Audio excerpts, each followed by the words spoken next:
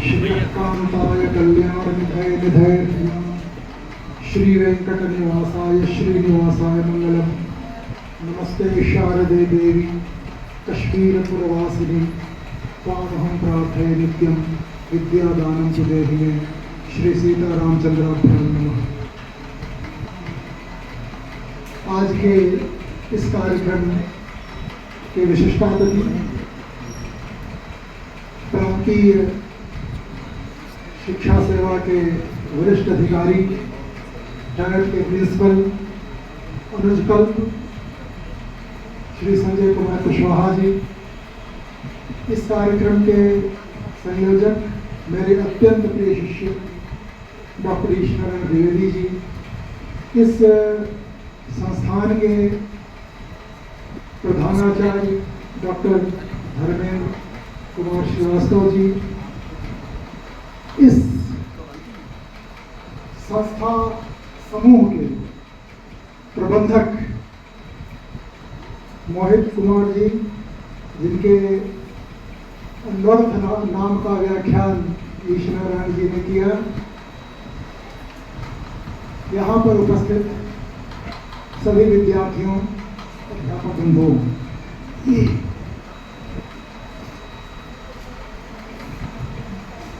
देखिए, एक तो जॉब अपॉर्चुनिटीज होती हैं कि किसको पढ़ करके क्या होगा। अभी कुछ दिन पहले एक आरटीआई में किसी ने पूछा कि आईआईटीज में कुल कितने लोग अनएम्प्लॉयड हैं, तो उसका उत्तर आया लगभग 8 लाख लोग। तो ऐसा दुनिया में ऐसा कोई एजुकेशन सिस्टम नहीं है जो 100% आपको जॉब की गारंटी देता हो। एक बहुत सीनियर पत्रकार हैं नीलम पांडे, एक बार उन्होंने मेरे विश्वविद्यालय पर कि यहाँ पर रेट ऑफ एम्प्लॉयमेंट क्या है, तो कुलपति ने मुझसे कहा कि आप इनके साथ कोऑर्डिनेट करिए। तो उन्होंने मुझसे पूछा कि सर आपके यहाँ क्या एम्प्लॉयमेंट रेट है, तो मैंने कहा 101% नहीं हो सकता, क्योंकि उसके संख्या की एक सीमा होती है, तो 100% है। तो उन्होंने कहा कैसे? मैंने कहा हमारे लोग प्रोफेसर हैं, डिग्री कॉलेजेस में हैं, इंटर कॉलेजेस में हैं, संस्कृत पाठशालाओं में हैं, रिलीजियस टीचर हैं जिनको जेसीओ कहते हैं, कंप्यूटर ऑपरेटर्स हैं, और तो और मल्टीनेशनल कंपनीज में काम कर रहे हैं, और जिनके पास कुछ नहीं है वो ज्योतिष और कर्मकांड करते हैं। तो इसलिए हमारे यहाँ 100% जॉब है। एक बार जिस भारत सरकार का निकाय है उज्जैन में महर्षि संदीपनी राष्ट्रीय विद्या प्रतिष्ठान, उसकी इन्वेस्टमेंट कमेटी का मैं मेंबर था, जिसमें Indian institute of management Indore के जो फाइनेंस ऑफिसर थे, वित्ताधिकारी, वो भी उसमें मेंबर थे। यही प्रश्न उन्होंने मुझसे पूछा कि सर आपके यहाँ क्या एम्प्लॉयमेंट रेट है, तो मैंने कहा सर 100% और शिक्षा लगभग फ्री। तो मैंने कहा कि हमारे यहाँ अगर 15-20 हज़ार भी लड़का पाता है तो 10,000 घर दे देता है, और आपके यहाँ पढ़ने वाला 1 करोड़ रुपया एजुकेशन पर खर्च करता है और 50,000 रुपये महीने का शराब पीता है। तो आप बताइए हमारा रेट अच्छा है कि आपका अच्छा रेट? तो चुप हो गए, और उन्होंने अप्रिशिएट किया, कहा कि नहीं आप बिल्कुल सही कह रहे हैं। तो अच्छा, वहाँ पर क्या है, आईआईटीज में कोई एथिक्स तो सिखाया नहीं जाता, केवल उनको पैकेज मिलता है और एक सोफिस्टिकेटेड स्लेव जिसको कहते हैं, एक बहुत सुपरिष्कृत गुलाम तैयार होते हैं मल्टीनेशनल कंपनीज का, उनके पास 1 करोड़ होगा, 2 करोड़ होगा, और बाथरूम में भी स्विच ऑफ नहीं कर सकते मोबाइल। तो देखिए, इसलिए मैं कहता हूं कि हमें संस्कृत बचाना नहीं है, हमें अगर बचना है तो संस्कृत को जारी रखना चाहिए। जहां जहां संस्कृत कटा, आज हमें सिद्ध करना पड़ रहा है कि वो भारत का भाग है। चाहे जम्मू कश्मीर ले लीजिए, चाहे नॉर्थ ईस्ट ले लीजिए, हमें यह सिद्ध करना पड़ रहा है कि हमारा है। अब सिद्ध करने की क्या जरूरत है? आप अपने माँ बाप को सिद्ध करते हैं क्या? कि नहीं, मैं तो कसम खाता हूं सारे के सारे देवी देवताओं की यही मेरे बाप हैं, कोई कसम खाता है। और सर को मैं डाइट का प्रिंसिपल हूँ, इसके लिए 100 बार दिन भर में कसम खाना पड़ेगा कि भगवान शिव की कसम मैं यहाँ का डाइट का प्रिंसिपल हूँ, या धर्मेंद्र जी को कसम खानी कर पड़ती है क्या कि नहीं मैं यहाँ का प्रिंसिपल हूँ। लेकिन कई ऐसे राष्ट्र के भाग हैं जिन्हें हमें आज सिद्ध करना पड़ रहा है, और सारी की सारी आप नॉर्थ ईस्ट में जितना भी बेईमानी कर लीजिए, आपके ऊपर कोई कार्रवाई नहीं होगी, क्योंकि वहां पर कोई ऑडिट नहीं होगी।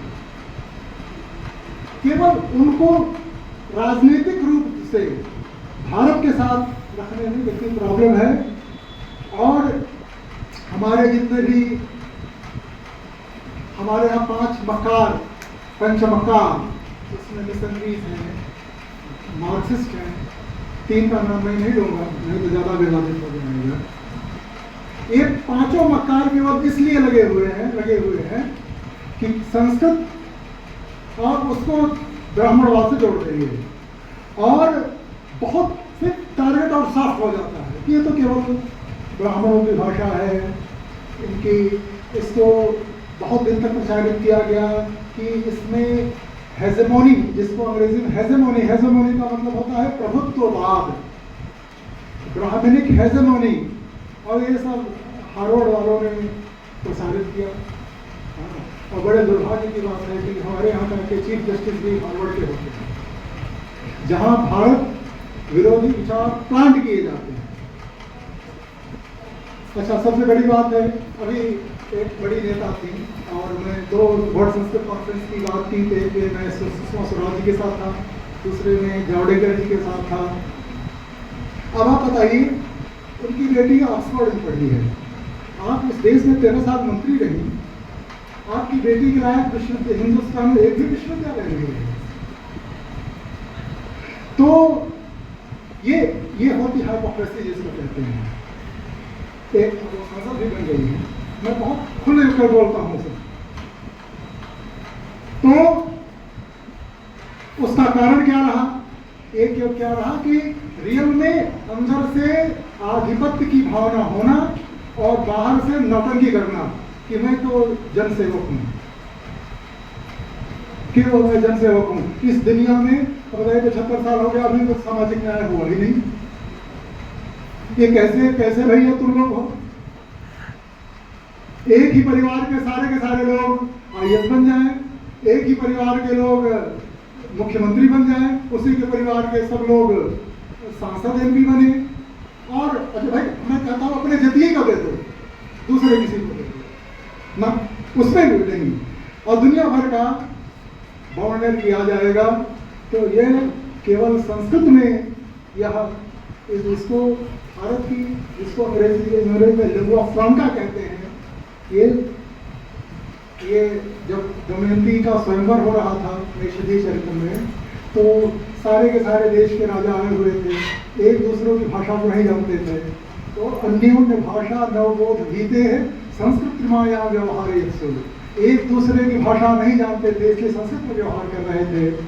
तो वो जो लिंगुआ फ्रांका, जिसको कि हम लोगों ने अनावश्यक रूप से गैरों की शादी में अब्दुल्ला दीवाना की तरह अंग्रेजी का महात्म्य, मैं ये ईश्वर जी जानते हैं, मैं प्राइमरी में पढ़ा हूँ, गोरा में पढ़ा हूँ, मुझसे ज्यादा अंग्रेजी शायद हिंदुस्तान में किसी की आती है। मैं मैं इसलिए विदेशियों को जवाब देने के लिए मैं 60% मेरे जो वर्क है अंग्रेजी भाषा में है।